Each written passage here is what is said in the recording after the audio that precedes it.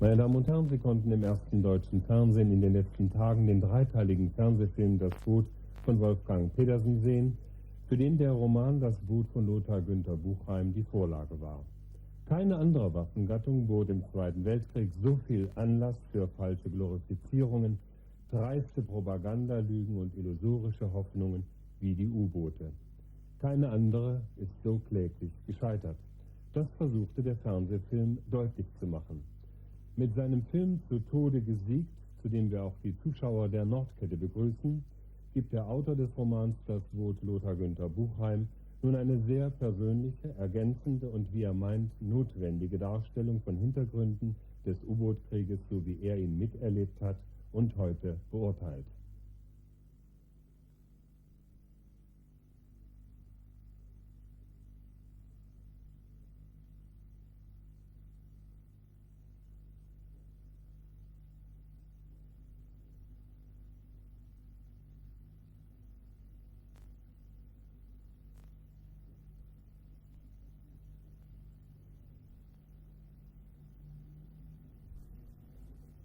Das hier ist meine alltägliche Umwelt, meine Arbeitswelt. Die Schrecken des Krieges sind fern und doch immer gegenwärtig, weil der Seekrieg für mich zur Obsession geworden ist. Zeugnis für das ablegen, was man erlebt hat, es vor dem Absinken ins Schattenreich des Vergessens bewahren, das ist die selbstgestellte Aufgabe geworden.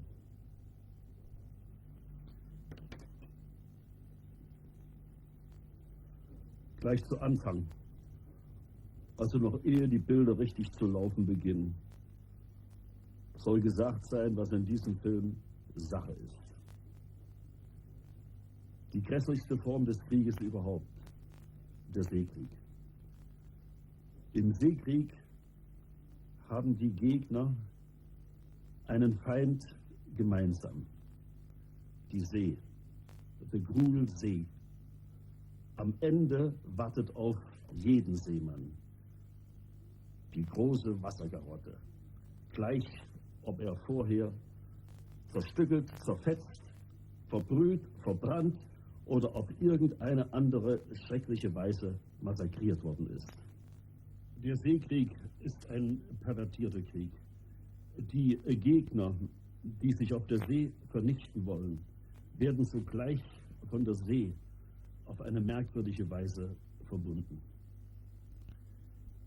Der Seekrieg ist ein pervertierter Krieg, weil er ein sauberer Krieg ist.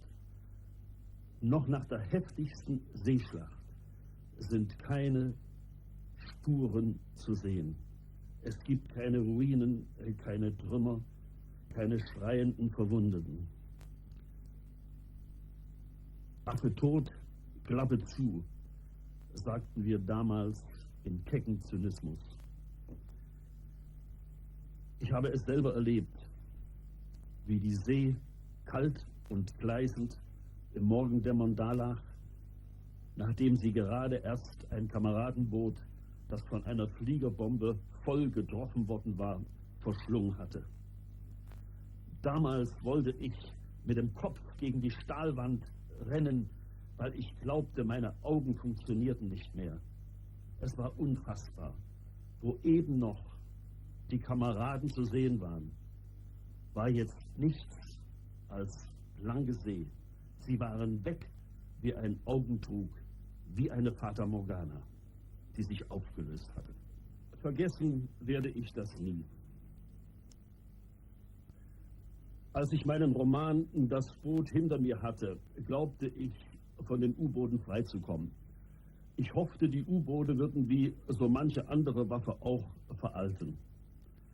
Aber das Gegenteil ist der Fall. Die stärkste Bedrohung zwischen den Supermächten sind die U-Boote geblieben. U-Boote beherrschen in erschreckendem Maße die Nachrichtenspalten.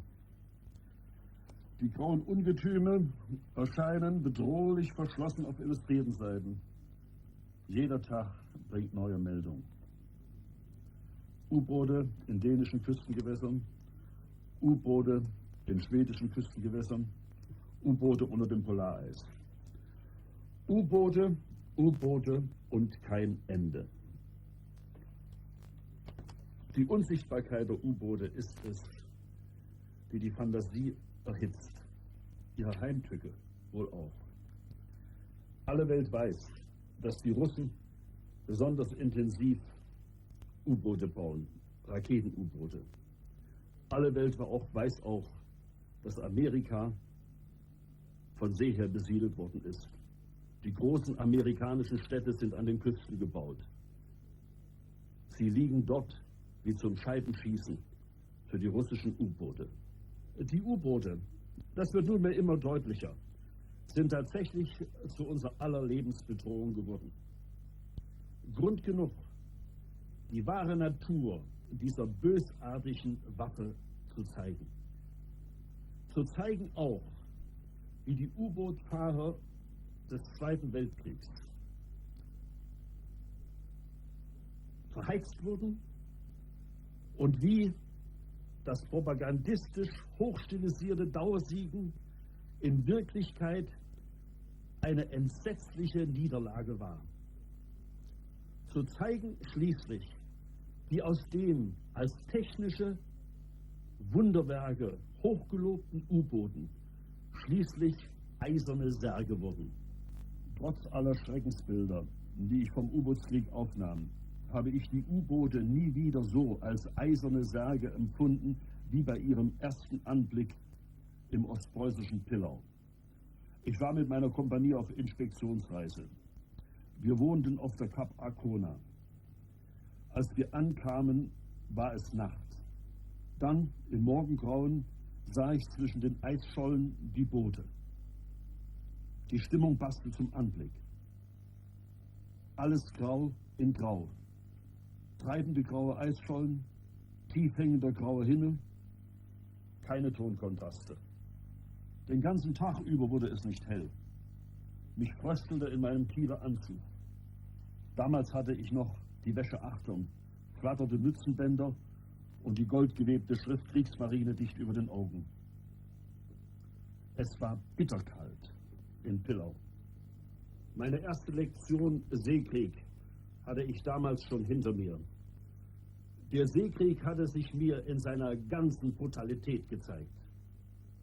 Zerstörervorstoß in den Bristolkanal hieß das Unternehmen. Damals fuhr ich auf dem Zerstörer Karl Galster. Dicht unter der Küste stießen wir mitten in der Nacht auf eine ganze Flottille englischer Fischerboote, die allesamt Lichter gesetzt hatten. Eine wüste Abschlachterei hub an. Eins der hölzernen Boote nach dem anderen wurde mit Maschinenwaffen abgetagelt. Wozu brauchen die denn Fische? Hieß es hinterher.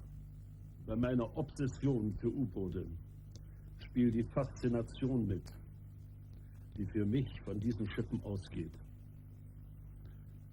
Der Kritiker Gramberg hat sie mir einmal angekreidet. In seiner Rezension hat er sich gefragt, ob Buchheim imstande war, die Waffe, der er gedient hat, zu hassen. Und am Schluss seiner Rezension konstatiert er, Buchheim ist wie andere alte Mariner von einer seltsamen Liebe befangen, die nicht mit Politik und Mord, sondern mit den Schiffen und dem Wasser zu tun hat. Der Mann hat recht. So ist es. Nicht das U-Boot als hochperfektionierte Kampfmaschine hat mich so sehr fasziniert, sondern das U-Boot als ein ganz besonderes Seefahrzeug. Das U-Boot ist das seetüchtigste aller Schiffe und zugleich das Schiff mit der größten Seeauflauf.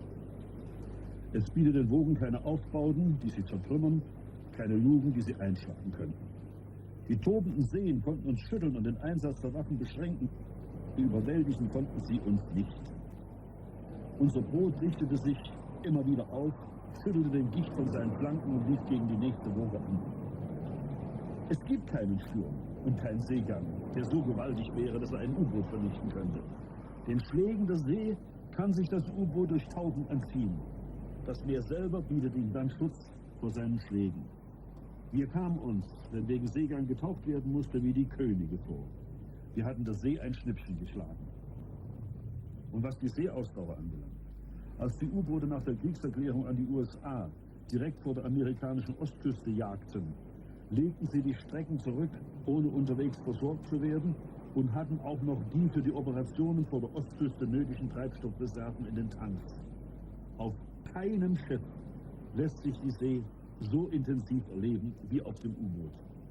Noch auf jedem Schiff, und sei es der geringste Heringskolcher oder ein winziges Beiboot, liegt ein Abglanz des Wunders der Seefahrt. Mit dem Unterseeboot aber haben die Konstrukteure ein vollkommenes Schiff gebaut, das der Gewalter der See den uralten Schrecken genommen hat. Die Schiffe auf allen Meeren der Welt erfüllen ihr Leben an der Oberfläche des Wassers. Das Wasser, das sie mit ihren runden Bäuchen verdrängen, gibt ihnen Auftrieb. Ihr Auftrieb ist ihr Leben. Wenn er zunichte wird, verschwinden sie von der Oberfläche und werden in die Tiefe hinabgerissen. Ein Schiff, das seinen Auftrieb verliert, kann ihn nicht wieder gewinnen. Es wird aus der Liste der lebenden Schiffe gestrichen, gesunken, verschollen. Das Unterseeboot ist das einzige Schiff, das in die Tiefe eindringen kann, ohne von ihr vernichtet zu werden. Mit ein paar geübten Griffen konnten wir die Luft, die uns an der Oberfläche des Wassers trug, aus den Tauchgangs entweichen lassen. Dadurch wurden wir schwerer als das von uns verdrängte Wasser und verschwanden von der Oberfläche. Von der Luft im Boot und unserem Vorrat an reinem Sauerstoff konnten wir lange Zeit unter Wasser leben. Um unseren Auftrieb zurückzugewinnen, ließen wir in Stahlflaschen zusammengepresste Luft in unseren Tauchgang strömen. Wir wurden leichter als das von uns verdrängte Wasser, wurden emporgehoben, durchbrachen die Oberfläche und wurden wieder ein Schiff, das vom Wasser getragen wurde. Der Zeitgeschichtler Zalewski schrieb in seinem Buch von der Wirklichkeit des Krieges: Der U-Boot-Krieg des Zweiten Weltkriegs ist keine historisch belanglose Episode, sondern gehört in die Kategorie des historisch, politisch und technisch bedeutsam. Hier ist sehr viel zu erfahren über Wirklichkeit und Wahrheit des Krieges. Krieg, Seekrieg und U-Boot-Krieg sind nicht nur Stücke aus der Historie, sie gehen alle an, besonders die Deutschen. Wie war das also mit dem U-Boot-Krieg? Warum eine deutsche U-Boot-Marine? Zu fragen ist auch, wie vermochten es die Besatzungen aus halben Kindern, denn es waren ja halbe Kinder, wie vermochten sie es, diese übermenschlichen Leistungen zu vollbringen? Wie haben sie es geschafft, die Schrecken dieses unterseeischen Orks durchzustehen? Wie hat man sie bei der Stange gehalten? Wie hat man sie aufgekechert? Als der Krieg mit England im September 1939 ausbrach, Hitler hatte schon im April den deutsch-britischen Flottenvertrag in seiner Wilhelmshavener Rede aufgekündigt. Da waren erst 57 Boote fertig, mit Tonnagen von 250 bis 740 Tonnen. Aber auch diese Zahl gibt ein falsches Bild von der Kriegsbereitschaft der deutschen U-Boot-Waffe. Für den Krieg im Atlantik waren die kleinen Boote kaum geeignet. Die U-Boot-Waffe bestand in Wirklichkeit aus nicht mehr als einer Handvoll sofort einsatzbereiter, atlantikfähiger Boote. Dönitz forderte 300 Boote, um England im Handelskrieg empfindlich treffen zu können. Er war davon überzeugt, dass den Briten am besten mit U-Booten beizukommen wäre. Die Engländer waren durch ihre insuläre Lage abhängig von der Sicherheit ihrer Seeverbindungen. Nur über See waren alle Teile des riesigen Weltreichs zu erreichen. Und nur über See konnten die Rohstoffe herbeigebracht werden, die England zum Leben brauchte. Die Insel selber bot bei weitem nicht genügend Ressourcen. England war immer schon von Schifffahrt abhängig. Die Schifffahrt aber konnte nach Dönitz Meinung am wirkungsvollsten von U-Booten gestört und England damit vernichtet werden. Also war seine Vorstellung kein Aufbau einer Flotte, um die englische Flotte zu bekämpfen, sondern quasi ein Unterlaufen der hochgerüsteten englischen Flotte und Krieg direkt gegen die Handelsschiffe. Zitat von Zalewski. Im Nachhinein ist es kaum zu glauben.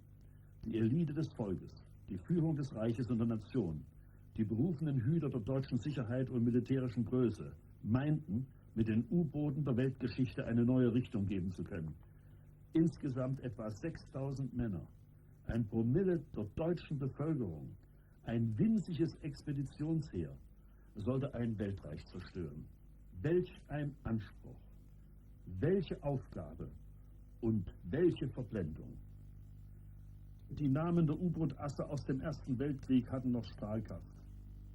Wettingen hatte in einem einzigen 30 Minuten dauernden, bravourös vorgetragenen Angriff 3 englische Panzerkreuzer torpediert und versenkt.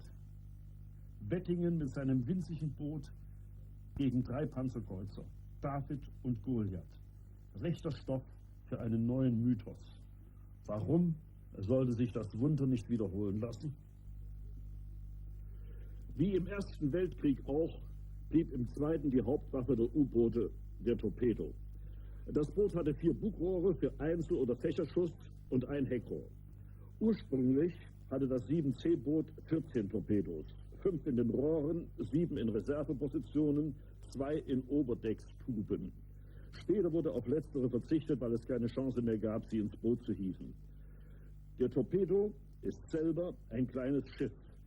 Seine Schraube wird durch einen Pressluftmotor oder Elektromotor angetrieben, also kein Geschoss.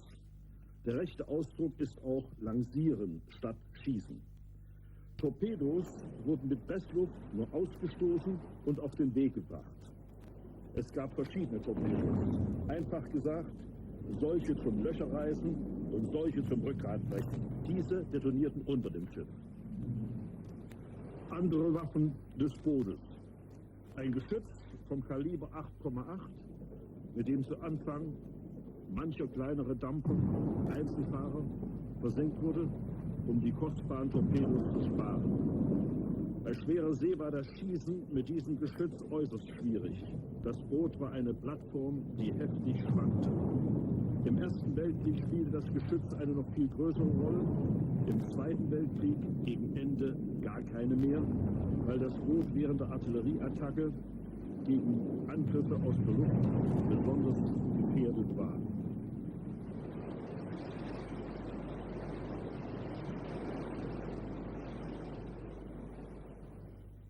Zur Flugzeugabwehr hatte das Boot Maschinenwaffen.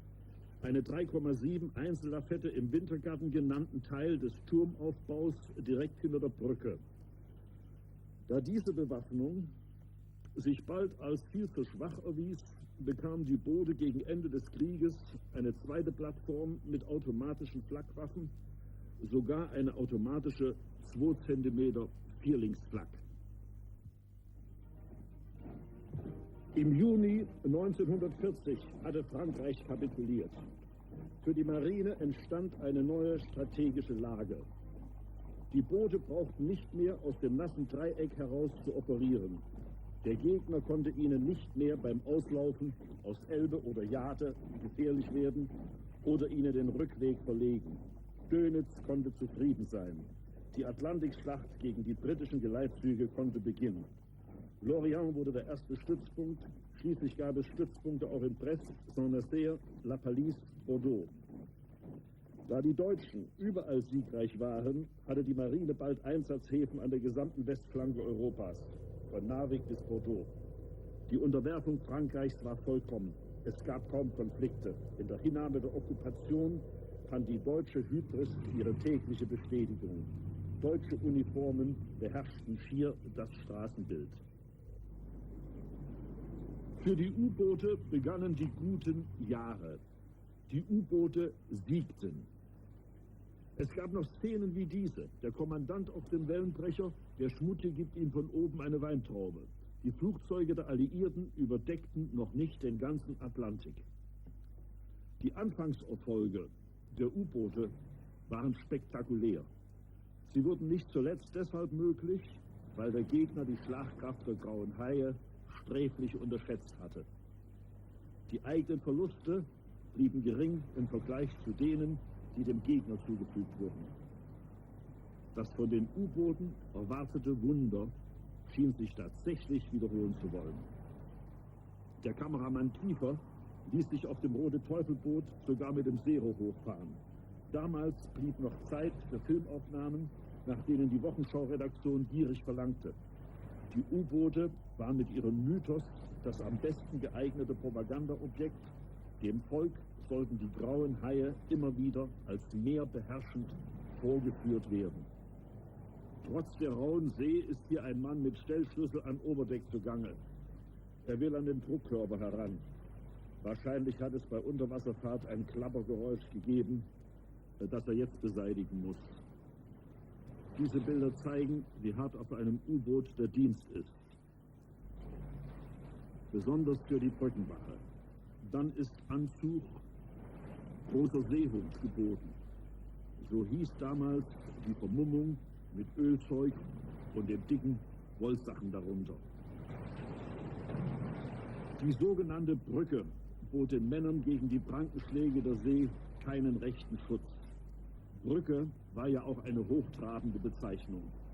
Die Brückenwache fuhr mehr durch das Wasser als auf dem Wasser. Gegen die harten Schläge der See gab es nur eine Art Schutzwehr. Anhaken am Seerohrbock war geboten, damit man nicht hinausgewaschen wurde.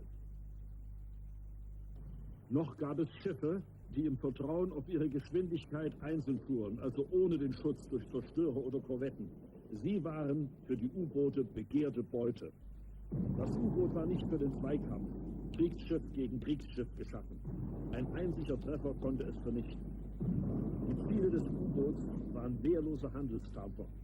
Beim Treffen kam es statt zu einem Kampf zu grausamer Abwrackerei. Den alten Kommandanten aus der Handelsschifffahrt ging das Schiffe vernichten noch gegen den Strich. Schließlich war es, ehe der Krieg kam, ihre Aufgabe, Schiffe gegen alle Fairnisse zu erhalten und sicher in den Zielhafen zu bringen. Jetzt hieß es, gute Schiffe mit ihren schlagenden Maschinenherzen zu vernichten, so viele wie nur möglich. Eine barbarische Sprache wurde für das martialische Handwerk gefunden. Unter Deck schieben, wegputzen, in Grund und Boden torpedieren. Bilder wie diese hier gab es nur zu Anfang des Krieges, als noch die Maxime der Ritterlichkeit galt. Später, als die Alliierten genug Schiffe nachbauten, ihre Besatzungen aber knapp wurden, hörte ich in Abwandlungen die zynisch gemeinte Frage: Führen wir nun eigentlich Krieg gegen Schiffe, nur gegen Schiffe? Geht es nur ums Verschrotten oder wollen wir den Krieg gewinnen? Der Krieg im Nordatlantik nahm mit jedem Tag an Brutalität zu. Ein U-Boot-Fahrer wurde von einem Fernsehinterviewer gefragt: Haben Sie denn bei den Angriffen Ihres Bootes auch einmal an die Opfer gedacht? Der Mann reagierte verwirrt. Dann bekundete er trotzig: Dazu hatten wir überhaupt keine Zeit. Das mag nach außen so ausgesehen haben. Wenn ein Schiff versenkt wurde, gab es auf U96 für jeden Mann der Besatzung eine halbe Flasche Bier. Im Bugraum herrschte Jubel, Trubel, Heiterkeit. Rabatz im Kettenkasten nannten wir das auch. Die Ziehharmonika wurde hervorgeholt. Aber es wurde vor allem so laut, weil keiner an die englischen Sailors denken wollte, die jetzt im Bach schwammen, wenn sie überhaupt noch lebten. Insgeheim sah sich mancher selber allein und verlassen im Wasser schwimmen. Die Schiffsführung tat damals alles, um der Besatzung Anblicke zu ersparen, die an die Nerven hätten gehen können. Wenn zum Beispiel ein Rettungsboot aufgespürt wurde, wurde sogar die Brückenwache hinuntergeschickt. Erst wenn es sich herausstellte, dass es ein leeres Rettungsboot war, durften die Leute wieder heraufkommen und das Zeichen des Sieges sehen. Bei Rettungsbooten mit toten Männern darin kam das nicht in Frage. So wurde eben schon damals der späteren Verdrängung Vorschub geleistet.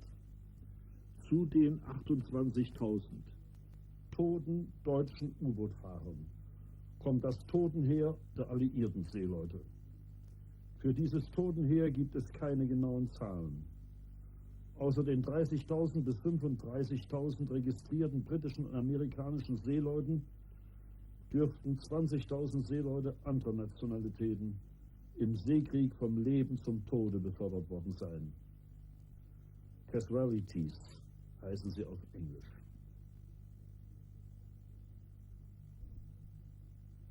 Jüngst erst erlebte ich, wie ein alter britischer Geleitshofskapitän gefragt wurde, was denn das für ein Gefühl gewesen wäre, wenn man im Geleitshofsgefecht weiterfahren musste und Besatzungen, die weniger Glück hatten und im Wasser schwammen, weil ihre Schiffe getroffen waren, zurücklassen musste.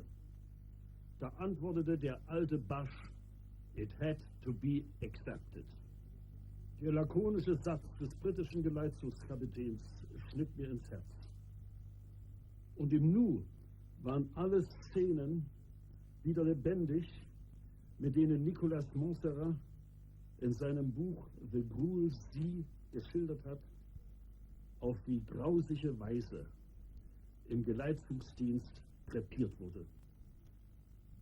Da kam es vor, dass Zerstörer, die gerade beim Retten von Dampferbesatzungen waren, in scharfer Fahrt angehen mussten, obwohl Schiffbrüchige, die vor Eiseskälte halb erstarrt waren, an den Rettungsnetzen hingen und jetzt die Netze loslassen mussten, um in der Eissee zu versinken. Da kam es sogar vor, dass Zerstörer, weil plötzlich U-Boot-Alarm gegeben wurde, ihre Wasserbomben mitten hinein in Felder mit eigenen Schiffbrüchigen werfen mussten.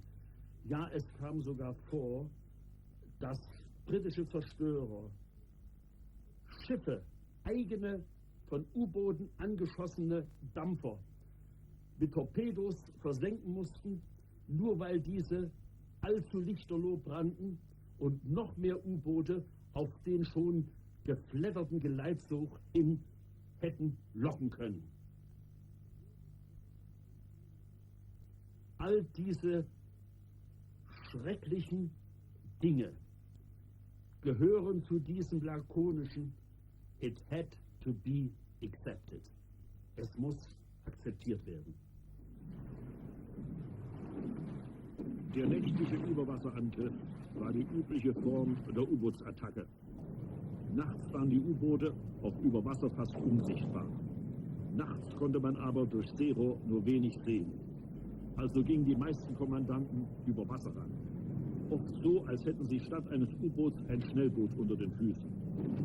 Tollkühne ließen sich auch von vorn in den Geleitshuf hineinsacken und stifteten, wenn sie mitten aus dem Geleitshuf herausschossen, heillose Verwirrung. Die Amerikaner schienen, als für sie der heiße Krieg begann, noch zu schlafen. Ihre U-Boot-Abwehr war in einem desolaten Zustand. Ein Schiff nach dem anderen wurde ohne Gegenwehr von deutschen Torpedos getroffen.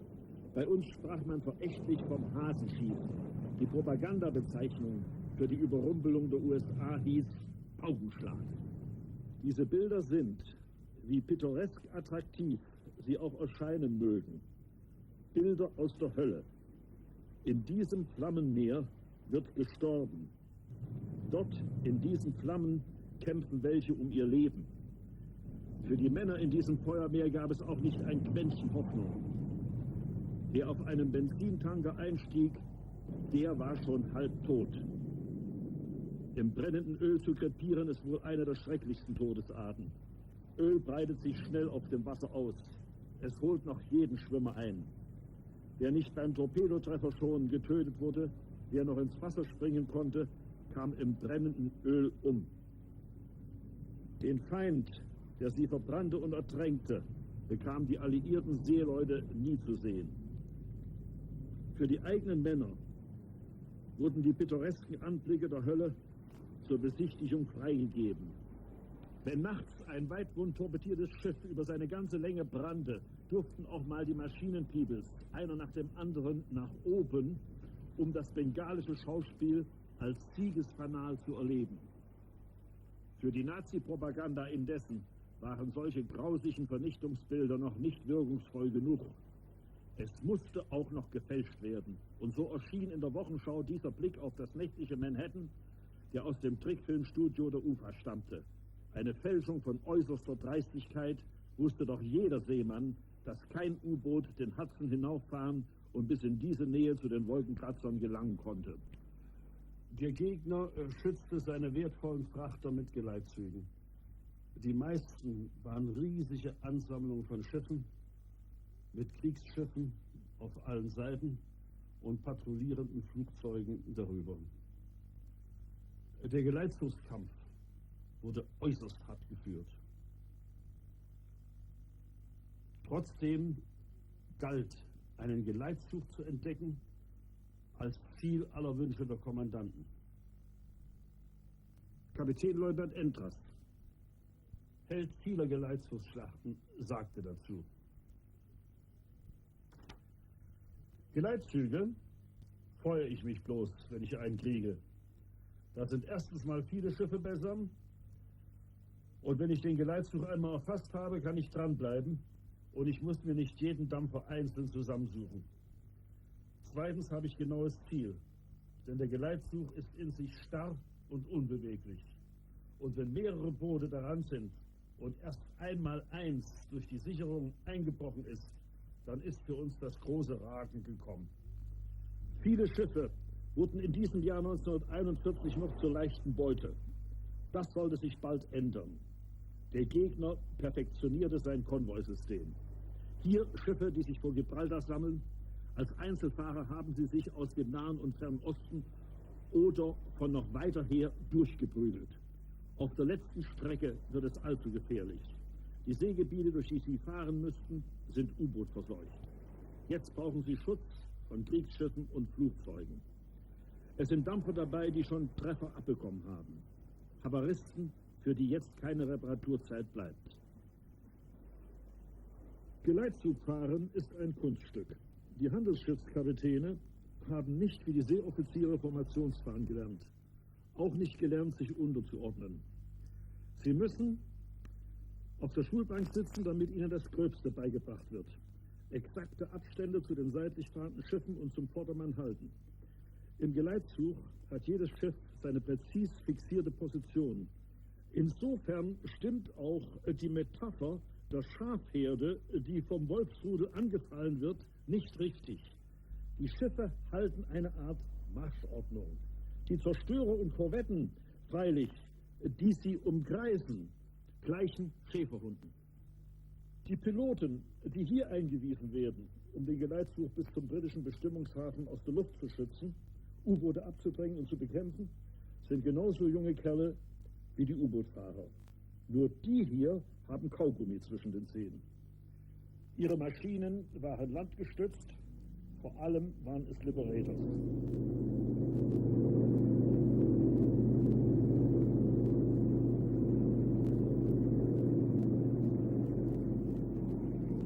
Der Gegner ließ sich zur Abwehr der U-Boote auch mancherlei Tricks einfallen. In der gleichen Richtung, die von den Gibraltar-Geleiten gesteuert wurde, ließ er zum Beispiel Scheingeleite fahren. Ein solches Scheingeleit hat einmal alle vor dem Trichter zur Meerenge stehende U-Boote auf sich und dann weit nach Norden gezogen, damit die für Nordafrika bestimmte Landungsarmada von U-Booten unbehelligt ins Mittelmeer gelangen konnte. Der Trick hat funktioniert.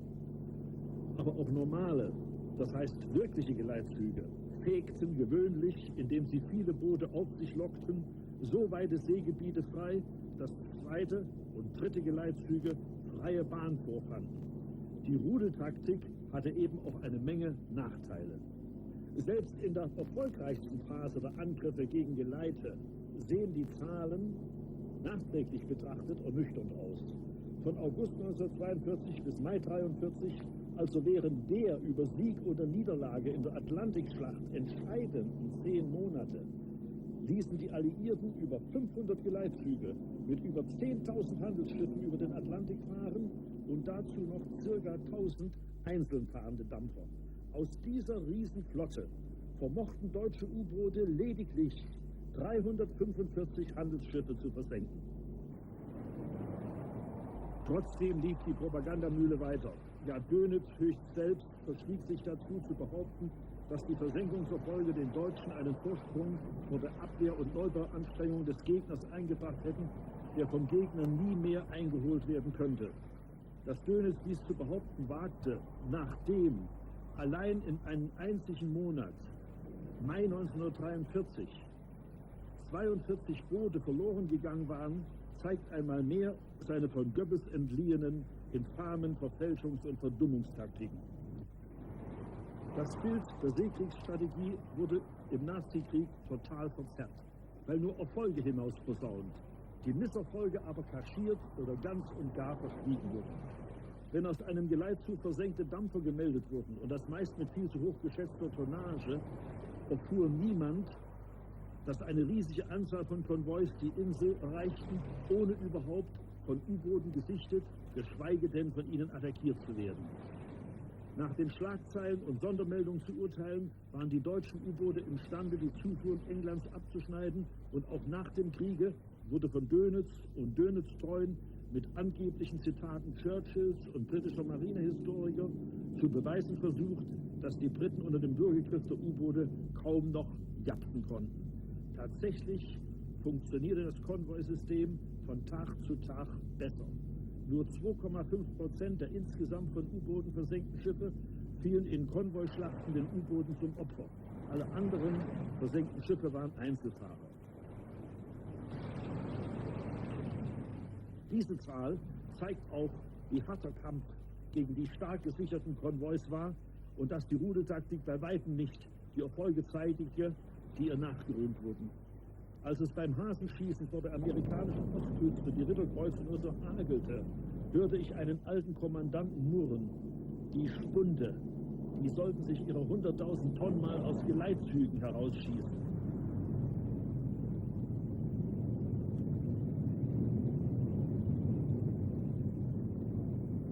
Das Bruttoregister-Tonnen-Getöne im Reichsrundfunk war schließlich für jeden, der Bescheid wusste, schwer imstande waren, um die Amerikaner zuvörderst auf allen verfügbaren Werften nach der Methode des Herrn Kaiser ihre Liberty-Schiffe im Hoppla-Hopp-Verfahren zusammenzuschweißen und sich die Kurve der Neubauten mit der Versenkungen schnitt. Auf einmal wurde offenbar, dass die Alliierten viel mehr Schiffsraum bauen konnten, als die U-Boote zu versenken imstande waren. Die Bruttoregistertonne wurde mehr und mehr zu einer Art magischer Formel, einer Beschwörungsformel, die just dann immer aus den Lautsprechern kam, wenn in der Gesamtstrategie irgendetwas faul war. Wenn eine Front begradigt werden musste, so hieß das damals, oder wenn eine neue deutsche Stadt in ein Trümmerfeld verwandelt worden war. Wer wusste denn schon, was eine Bruttoregistertonne ist? Eine Bruttoregistertonne ist nichts anderes als ein Raummaß. Sie entspricht 100 englischen Kubikfuß oder 2,83 Kubikmetern. Mit ihr, also als Bruttoregistertonnage, werden alle geschlossenen Räume im Schiff bezeichnet, also auch Bootsmannslast, Provianträume, Maschinenräume, Mannschaftsquartiere. Als Nettoregistertonnage bezeichnet man, wie der Seemann sagt, die Räume, die Geld bringen. Also Frachträume und Passagierräume. Die Ladefähigkeit eines Schiffes wird als Deadweight bezeichnet. Orten und Rituale standen bei der U-Bootswaffe stets hoch im Kurs. Für versenkte BRTs gab es feste Tarife, für 100.000 das Ritterkreuz. Der Wettbewerb unter den einzelnen Kommandanten wurde kräftig angeheizt. Wer bei 80.000 angekommen war, konnte es gar nicht erwarten, dass sein Boot wieder frontklar wurde. Wie viele Boote mögen abgesoffen sein, nur weil ihr Kommandant Halsschmerzen hatte und deshalb die nötige Vorsicht außer Acht ließ. Fürs Erleiden, fürs bravourös Durchgestandene, Für das Ausharren unter Wasserbombenverfolgungen gab es nichts. Da konnte einer noch so wacker als Fühlungshalter andere Boote an ein Geleit gebracht haben. Wenn er nicht selber zum Schluss gekommen war, wurde ihm das nicht gut geschrieben. Es gab Unglücksboote, die stets nur den Babusegen auf sich zogen, aber keine Torpedierung melden konnten. Ihre Besatzungen waren schließlich total demoralisiert. Und es gab andere, denen liefen die Dampfer wie absichtsvoll vor die Rohre. Ihre Kommandanten galten als Glücksjungen. Die Asse, die sich an die Spitze torpediert hatten, wurden zum Führerhauptquartier Wolfschanze bei Rastenburg in Marsch gesetzt, zum Händedruck mit ihrem obersten Schlachtenlenker.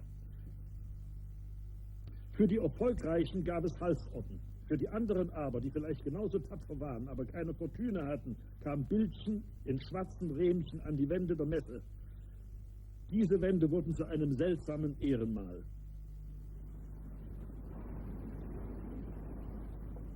Und einen über Bord geworfenen Blumenstrauß gab es auch für den abgesoffenen Freund.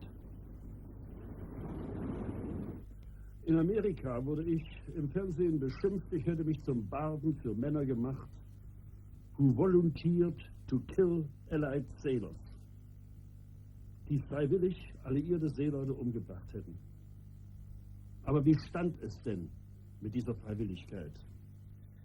Es stimmt zwar, dass bis zum Kriegsende keine Rekrutierungen für die U-Boot-Waffe nötig waren. Der Ersatz für abgesoffene U-Boot-Männer kam von anderen Schiffen der Kriegsmarine. Aber freiwillig? Die Entscheidungsfreiheit ging doch nur so weit. Auf einem Minensuchboot, auf einem Minenräumboot oder einem Vorpostenboot zusammengeschossen zu werden oder zur Elitetruppe, und das war die U-Bootswaffe, zu gehören. Wie gering die Überlebenschancen bei den U-Booten waren, das hat man ja keinem von den jungen Leuten verraten.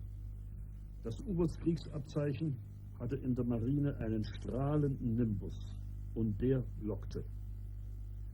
Für den, der einmal dabei war, die meisten waren hochspezialisierte Industriearbeiter oder Handwerker aus dem Saargebiet, aus Sachsen oder dem Ruhrgebiet vor allem, für den gab es keine Chance, wieder wegzukommen. Es hieß, vor uns der Feind, hinter uns die Blutrichter. In der deutschen Kriegsmarine wurde gnadenlos verurteilt. Ein dummer Reporter fragte einmal einen U-Boot-Fahrer, hatten Sie Angst? Was haben Sie sich dabei gedacht? Warum sind Sie nicht desertiert? Aus solchen Fragen wird offenbar, dass es nur mehr wenige wissen, wie die Verhältnisse waren. Dass es die Todesstrafe auf Befehlsverweigerung, auf unerlaubte Entfernung von der Truppe, auf Feigheit vor dem Feind geben konnte. Auch für einen Kommandanten, der wegen Feigheit vor dem Feind angezeigt wurde, gewöhnlich von seinen eigenen Offizieren, gab es nur Todesstrafe oder Freispruch. Was die Leute an Bord tatsächlich erwartete, wie hart der Dienst in dieser Vernichtungsmaschine sein würde, hatte man den sogenannten Freiwilligen natürlich nicht gesagt. Das Leben in der Stahlröhre war bei rauer See eine Hölle. Alles war klamm und feucht, nichts wollte trocknen, die Klamotten begannen zu motern. 50 Männer vegetierten im Öldunst, Körperschweiß und Nässe, im trüben Licht zwischen den Maschinen und Aggregaten, die dicht bei dicht in die enge Stahlröhre gestopft waren. Am schlimmsten war es im Bugraum. Hier hauste der größte Teil der Besatzung. Tagtäglich mussten die Torpedos aus den Rohren gezogen werden, eine Schinderei sondergleichen. Die Torpedos mussten geregelt werden. Das heißt, alle ihre Funktionen mussten kontrolliert werden. Aus dem Bugraum wurde dabei ein Maschinenverlies. Im Nordmeer war der Dienst besonders hart. 226 Boote wurden im Nordmeer eingesetzt, 59 Boote mit 4.522 Mann gingen auf diesem düsteren Kriegsschauplatz verloren. Ihr Gesamterfolg war gering. Nur 74 Schiffe mit 370.135 Bruttoregistertonnen. In Amerika wurde ich einmal gefragt, how could you live without a shower? Wenn das nur unsere größte Sorge gewesen wäre. Die Vorstellung, wir hätten auf dem 7C-Boot duschen können, reizt mich im Nachhinein noch zum Lachen. Hygiene, diesen Begriff gab es damals für uns nicht.